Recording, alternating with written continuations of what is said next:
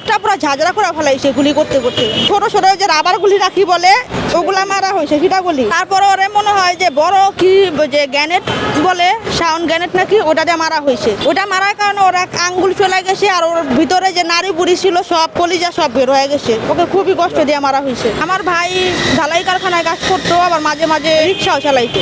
এই যে আমার ভাইয়ার এই যে মোবাইল, আমার ভাইয়ের মোবাইল এখনো রক্ত ডাকে যে এখনো শুকায় নাই। ও একটা নিরহ মানুষ, যে কেউ দেখলে তার পছন্দ দ্বারা যে এভাবে এই যে আঙ্গুলটা নাই, এই যে আঙ্গুলটা দেখেন নাই, যে এই যে দেখেন আঙ্গুল উড়া ফেলাইছে, এই যে হাতের অবস্থা। উনি গেছিল, উনি মানে দেশপ্রেমিক তো মাঝে মাঝে আন্দোলন হইলে উনি চলে যেত ওইখানে ছাত্র, কারণ উনি রিক্সাও চালাইতো। ওই আবেগে উনি ছাত্রকে মানে সহযোগিতাও করতো। তো ওনাকে এমনভাবে মারা হয়েছে যা তার শরীরে কোনোখানে কোনো একটা অংশে বাদ নাই, তাকে এত অত্যাচার করে মারা হয়েছে।